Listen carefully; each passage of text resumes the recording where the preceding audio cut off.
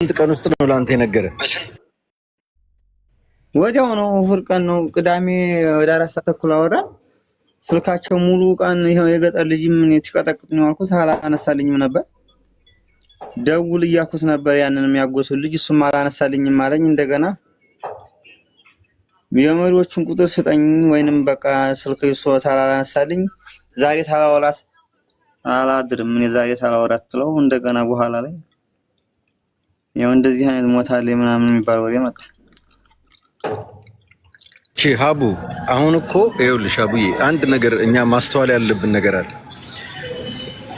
ሞት አርጆቹ ተክላይና ይመች ናቸው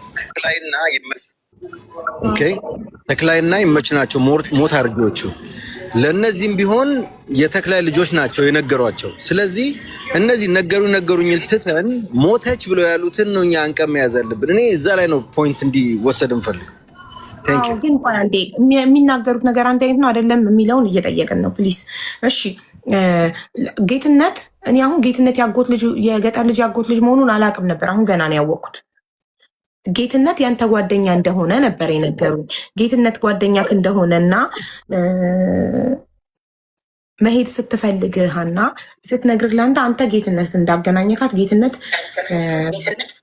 ማነው ስሙን ይመችን እንዳገናኛት ነበር ማቅ አዎ ሄዳለሁ ስትል እኮ ያው ታዋቂ ሰው በቃ ያው አልቀርም ማትቀር መሆኗን ታቅ በቃ ታዋቂ ሰው ሲሄድ አብረሽ ትሄጃለሽ ብዬ እነሱን ሰላምናቃቸው እሱ ወንድምና ያክስቱ ልጅ ሊሄዱ አንድ ላይ ያው ተቀይጣ እንድትሄድ አነጋገረላት የሱ ወንድም ማን ነው ነገሰ የሚባለው ወንድሙ ነው አዎ ነገሰ የጌትነት ወንድም ነው አይዋ ኦኬ ነገሰ ለገጠር ልጅ አጎቱ ልጅ ነው ጌትነት ደላላ ነው አይደል ይመች ጋር ነው ያው እሱም እንደዚህ አንዳንድ ያመጣል ግን ጠሪቁ ይመች ነው የሚያወርድለት ኦኬ ግን ያው አንተና ይመችን ያገናኛችሁ ማን ነው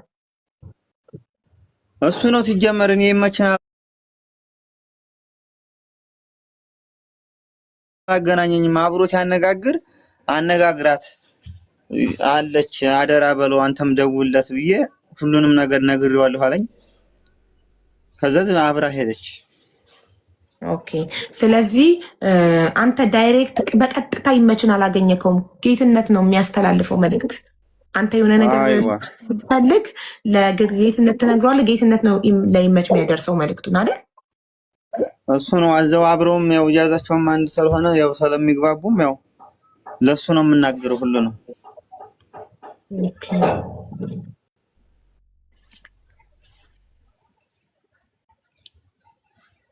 ኦኬ ደውሎ ሞተች ሲልክ ምን ሆና ሞተች አለክ ጌትነት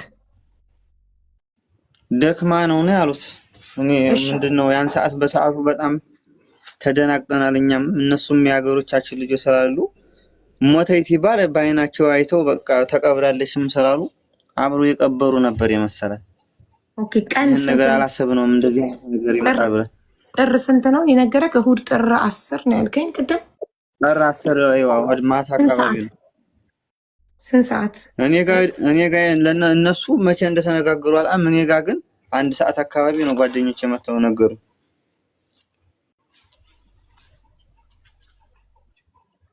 አባትየውንም ስጠይቃቸው እሁድ ከምሽቱ 1 ሰዓት ነው ያሉኝ እንዴት እኩል ሆነ ማለት ወዲያው ላንተ እንደተነገረ ካንተ ደውለክ ለአባትየው ነገርክ ኧረ በጭራሽ እኛን ሰዓት ማንንም ጋር እንዴት አድርጌ ነው የምደውለው ወዲያው በዛው አባቴ ተነሳስቶ ነው ለቸ ነገር ደውለው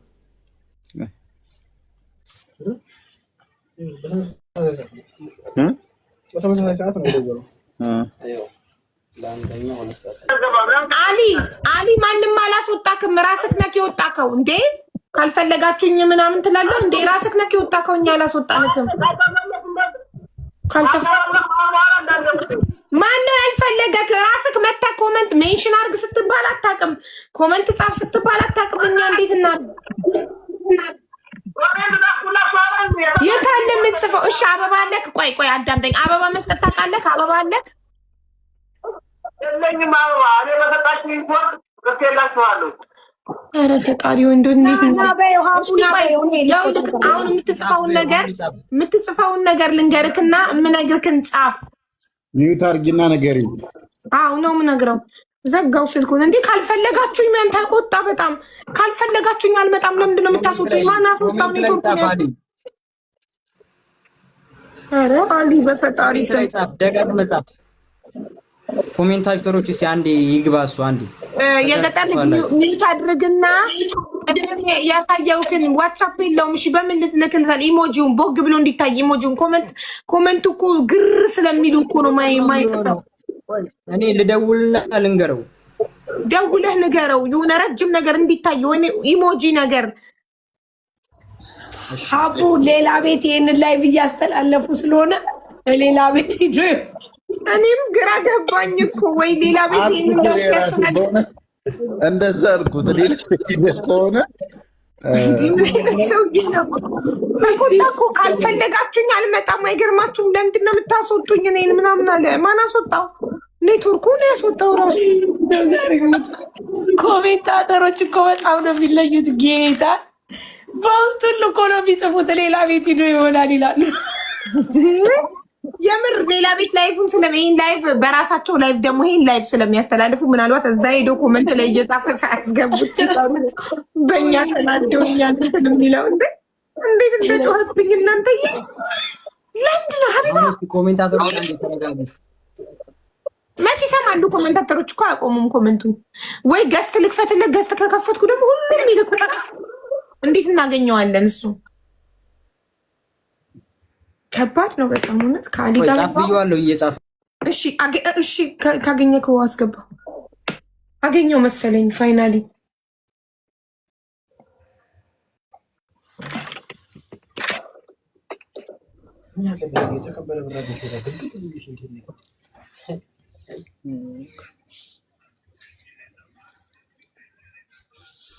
ሀቡ ወይ አበባ ከሌለው እኔ በቤቴ ልግባና ላስገባና የሆነ ነገር ልስጠውና ወይ ወጥቼ እንዲሰጥ ባረግ እንትን ካላለ እሱን ሲያውቃል አሰጣጥ ራሱ የሚያውቅ አይመስለኝም።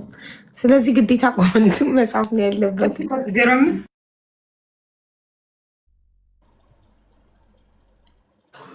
ደገም አድርግና ጻፋልኝ።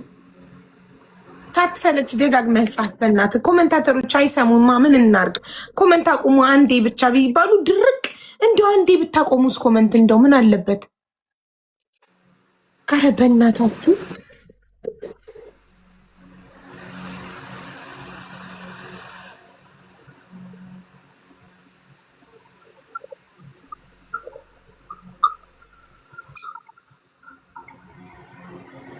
ሳሪ እንዳልሽው ታደርጊ ይሆን እንዴ?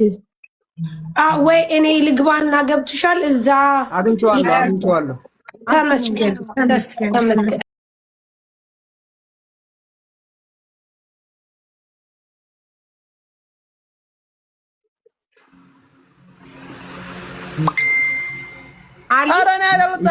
አልወጣሁም። እናንተ ናችሁ ያስወጣችሁኝ። ወላሂ ኔትወርክክ ነው ያስወጣክ፣ እኛ አይደለን የሚያስወጣን። እኛ ብናስወጣክ ይኸውልህ፣ እኔ ባስወጣክ ሪሙቭድ ባይ ክሬተር የሚል ጽሁፍ ስክሪንክ ላይ ይመጣል። ሞዴሬተሮች ቢያስወጡክ ደግሞ ሪሙቭድ ባይ ሞዴሬተርስ የሚል ስክሪንክ ጽሁፍክ ላይ ይመጣል። አንተ ያው አታውቀውም እንጂ ራስህ ኔትወርክክ ነው። አውቀዋለሁ። አታውቀውም አትበሉ። እንደና አውቀዋለሁ። ይሄን ያክል ካወቅከው ታዲያ ለምን እኛን አስወጣችሁን ትለናለህ? ብታቆም ማኛ ላይ አትፈቅድም ነበር። ምንም አላረዘ በራሱ ጊዜ እኮ ነው ወጣ። እናንተ ናችሁ። እንኳን ደህና መጣህ። በቃ እንኳን ደህና መጣህ። አሁን ወደ ጥያቄ ነው የምንገባው። ሀቡ ትጠይቃለች፣ መልስ። እዚህም ያለው ሰው ጥያቄ አለው። በትዕግስት ለመመለስ ሞክር። ቴንክ ዩ ወንድም፣ እንኳን ደህና መጣህ። እሺ ከባለቤቷ ጋር ልጨርስ አንዴ። እሁድ ጥር 10 ከምሽቱ 1 ሰዓት ተደውሎ ተነግሮት ከዛ እሱ ለማን እንደነገረ መጀመሪያ መጠየቅ ፈልጌ ነበር። ጨርሱ፣ አብሽሩ፣ ችግር የለም።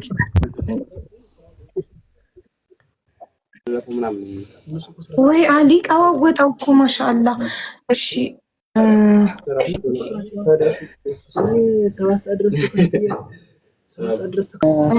አንዴ እንትን ልበላችሁ፣ መረጃ ልስጣችሁ። አንዴ ይቅርታ። እንዴት ዋላችሁ? እንዴት ነህ መንገደኛው? ሰላም ነህ? እግዚአብሔር ይመስገን። እንዴት ዋላችሁ? አይ ስለ ሲም ካርዱ የሆነ ሁለት ነገሮችን ያገኘኋችሁ ልንገራችሁ። አንደኛው ከ7 እስከ 28 ቀን ሲም ካርዱ ማውጣት ይቻላል።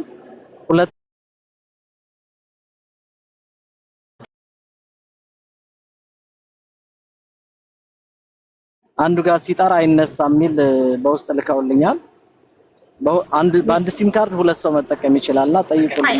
አንዴ ልጻፈው። ይሄ የሳውዲ ነው ይሄ? አዎ የሳውዲ ይሄ ሞባይል የሚባለው ሞባይል ዜን የሚባል አለ፣ ሌላም አለ። ግን ሞባይል የሚለውን ሞባይል የሚባለው አንድ ሰው በሁለት ሲም ካርድ ለሁለት ሰው መጠቀም ይቻላል። አዎ አንዱ ጋር ካለ አንዱ ሲም ካርዱ አንዱ ውስጥ ከሆነ ይጠራል፣ ግን ያኛው ሰው ማንሳት አይችልም። አንዱ እንደዛ ነው። ግን እንትሮ ላይ ጎግል ላይ የሚለው ለመኩም ልኬልሃለሁ ከ7 እስከ 28 ቀን ያ ሲም ካርድ መቆየት ይችላል ይላል። ልክ እዚህ ሀገርኛ ቦስ የሚባል ቁጥር ስንገዛኛ ልክ ሲም ካርዱን ተጠቅመን ስንጥለው ወይም ቁጥሩን ተጠቅመን ስንጥለው እንደዚህ ሀገር ማለት ነው። ይሄን መረጃ ሰጥተውኛል። እውነታውን ለማረጋገጥ እንግዲህ ሌሎቻችሁ ኮሜንት ላይ ብጽፉልን የምታውቁት ደግሞ ሼር አድርጉን። ከ7 እስከ 28 ቀን ይቆያል። ኦኬ በ28 ቀን ውስጥ ኤክስፓየርድ ሊያደርግ ይችላል ማለት በራሱ ሰዓት ሊዘጋ። አዎ ከሱቅ የሚገዛው ነው። ይሄ ግን ያለ መኖሪያ ፍቃድ የሚገዛው ባለቤቷ እንዳለው ከሱቅ ነው የገዛችሁ ብሏል። በቃላ ማለት ደግሞ ሸቀጣ የሰፈር ሱቅ። አዎ ቴንክ ዩ። ኦኬ እሺ ደግሞ ቁጥሩ ከታሰረ ማለት ነው። ቁጥሩ ከታሰረ እዛ ከተዘጋ እዚህኛው ጋር ይጠራል። ከታሰረ ቁጥሩ እና ይጠራል። ግን ይሄኛው ማንሳት ይችላል አይችልም? አንደኛው ዝግ ከሆነ ያሰረው ሰውዬ ጋር ይጠራል። እኮ የታሰረው ሰውዬ ጋር ሲጠራ ማንሳት ይችላል አይችልም? ያኛው ዝግ ከሆነ እሱን እንኳን እሺ ችግር የለውም። እሺ ወደ አበቡ ስንመለስ ወደ ባለቤቷ እሁድ ጥር 10 ጌትነት ደውሎ ከምሽቱ 1 ሰዓት ላይ በድካም ምክንያት አርፋለች አለኝ ነው ያልከኝ አይደል? ሚዩት ነክ ወንድም። እሺ አንተ ለማን ነገርክ መጀመሪያ? እኔ በሰዓቱ ጀመር ለማንም አልተናገርኩም። ደንግጫለሁም ሌላ ውስጥ ነበርኩ። በኋላ እንደገና ጓደኞቼ ናቸው ቤተሰብ ጋር አባትዬው ጋር አልደወልክም?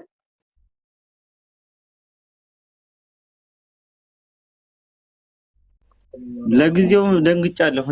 አጠገቤ ያሉት ናቸው የተወሰኑ ቆይተው፣ ግን በሌላ ወዲያው ነው የተበተነው። ደውሎላቸው ሊሆን ይችላል ሌላ ሰው። እሺ ለወንድሟስ ማን ደወለለት? ለወንድሟ የደወሉለት እዚህ ጓደኞቼ ናቸው። ስለዚህ ጌትነት ለአንተ ብቻ ነው የደወለው። አንተ ለማንም አልደወልክም። ጓደኞችህ ለወንድሟ ደወሉለት። አይዋ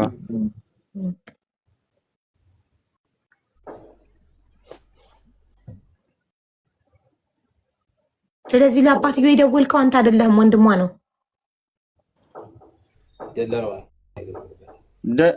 እንግዲህ ያን ሰዓት እኔ ማይሆን እንደሲስሙ አላውቅም። እኔ በዛ ሰዓት ማለት ነው ማን እንደደወለ በሰዓቱ እኔም ያው ሌላ ውስጥ ነበርኩ። ወንድምየውን ስጠይቀው ዋትሳፕ ላይ ስናወራ እኔ ነኝ የደወልኩት ብሏል። ግን ደላላው ደግሞ የዕለት ሁለት ይደውል፣ በሶስተኛው ቀን ይደውል። ደላላው በሶስተኛ ቀን ነው እኔ ከአባትየው ጋር ያወራሁት እያለ ነው። የዕለት ሁለት ያወራ አይደል ነው። እሱን ካንተ ደላላው እኮ ቪዲዮ ሲባል ነው እሱ እንደገና ማለት ነው የመጣው። ኦኬ እሺ። አንተ ጌትነት ሲነግርክ ቪዲዮ ማስረጃ ፎቶ አልጠየቅከው? አልጠየቅኩትም። ምክንያቱም አብረው ሞታ ቀብረናታል የሚባል ነገር ስላለ በአይናቸው ይሄ የገጠር ልጅና ወንድሙ ትክክል አብረው የቀበሯት ነው የመሰለኝ በሰዓቱ። ጌትነት እነሱ ቀብረናታል ላሉ ሲሉክ ስላለክ እነሱም አብረው ያዩ መስሎክ ገምተክ ነው ያልጠየቅከው ቪዲዮ? አይዋ ትክክል ደግሞ ያዩት ነው የመሰለኝ። ይሄን እንዲህ አይነት ነገር ይፈጠራል ብዬ አላሰብኩም። ያው አብረውም ስለሄዱ ያው የሀገር ልጅም ስለሆነ። ኦኬ ጥሩ።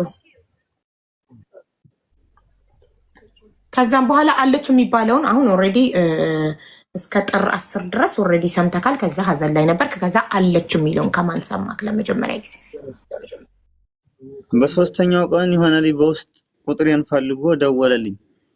ኦኬ ደውሎ ጥር 13 በሶስተኛው ቀን ማለት ጥር 13 አዎ እሺ አይቺ ልጅ እኮ አልሞተችም ብሎ ሲነግረኝ እንዴት ምናምን መንገደኛው ይቅርታ ወንድሜ በአንተ ቦታ እንድሪስን ላስገባው መልስሃለሁ። እሺ ወንድሜ ደጋግሞ አበባ እየላከ ስለሆነ ነው። እሱም እንደ አሊ ነው ባህሪው፣ ቶሎ ያለቃቅሳል። ከዛ የአበባዬን አስጨርሽ ምናምን ብሎ ይወቅሰኛል። እሺ በሶስተኛው ቀን እሺ ሳርዬ በሶስተኛው ቀን ማለት ጥር 13 ማለት ነው። ጥር 10 ነው ይሄን የሰማከው። በሶስተኛው ቀን ቆይ ልጨርስ ጥያቄ ነው። እንድሪስ እንደገባህ ቶሎ አይወራም ወንድሜ፣ ተራህን መጠበቅ አለብህ። እሺ ወንድም አለም ቴንክ ዩ። እሺ በሶስተኛው ቀን ማለት ጥር 13 ማለት ነው። ጥር 13 አይዋል ጥር 13 የሆነ ሰው መጣና በውስጥ በዋትስአፕክ ነው በምን መጣ? በጓደኛ ነው ቁጥሬን አፈላልጎ ሪከርድ እንደዚህ ተጣጣፈን። ይቺ ልጅ እኮ አለች ብሎ ተዛ ትደውል አገናኘኝ፣ ቁጥሩን ላከልኝና ደወልኩለት እኔ ቀጥታ ለልጅቱ። እሺ እርግጠኛ ነህ ወይ ትለው እርግጠኛ ነኝ አለኝ። እሺ እንደገና አገናኝሁት ያን ተክላይን። ኦኬ ምን አለ ተክላይ? ያን ሰዓት ታነጋገሩም የቁጣ ነው። እኔ በፈለከው ልምልልህ እችላለሁ እያለ ራሱ እየማለለስ ነበረ። ያ ማለት ነው ልጅቱ አዩሃት ያለው። እሺ ከዛ መንገድ ሲባል እነሱ በዚህ በመልሃ ነው ማንን በሚባለው መንገድ ነው ይዘዋት ሲሄዱት፣ እያሳረፉ ሁለት ልጆች ይዘዋት እየሄዱ ነው ሲሉ በዛ የኛ ሰዎች አልመጡም። ተጨቃጨቁ። ቢያንስ 25 ደቂቃ አካባቢ ያወሩ። አልግባባ ሲሉ አንተ ችግር ለመፍጠር ነው እንዲህ ምናምን ብሎ ያንኛው ተቆጣ። በዛው ተበታተኑ። ኮንፈረንስ ላይ ነው ላይክ ሶስታችሁ በኮንፈረንስ ይሄኛው ልጅ ተክላይና አንተ ለሶስት ሆናችሁ ወደ 25 ደቂቃ አወራችሁ። አይዋ እሺ በመጨረሻ ስልኩ ከመዘጋቱ በፊት በምንድን ነው የደመደማችሁት? አለች ወይስ የለችም በሚለው ደመደማችሁ? አንተ ለነገር ነው ወይ ሌላ ነገር ፈልገህ ነው ወይ ብሎ ነው ያንኛው ማለት ነው። አልተግባባም። ባይ ማን ነው? ተክላይ ነው ባይ አለች ለሚለው ልጅ። አይዋ እሺ እሺ ከዛ በውስጥም ዞሮ እንዴት ታግኝቶ ሲሆን ምን ይሆን አላውቅም። በማግስቱ እኔም ተስፋ አልቆረጥኩም። ደውዬ እያልኩት አፈገፈገ። እንደገና ያንኛው ወደ ኋላው ማለት ነው አይቻታለሁ ያለው። አፈገፈገ ማለት ስልክ ማንሳት ተወ፣ ሀሳቡን ቀየረ። ምን አለ? በቃ ወደ ኋላ በቃ የለም የሆነ ነገር። እንደውም ቀኑንም ያዩሃት በዚህ ቀን ነው እያልሁላ ዓለም ታታ ሲል ይሄ ነገር በቃ ወይ አስፈራርተውት ነው ወይ ምንድነው ብዬ ዝም አልኩት እኔም። ኦኬ ቤታውንም ለመቅረብ ምን አደረግክ አንተ? እሱ ሲያፈገፍግ እኔማ ሌላ ቀኑን አሁን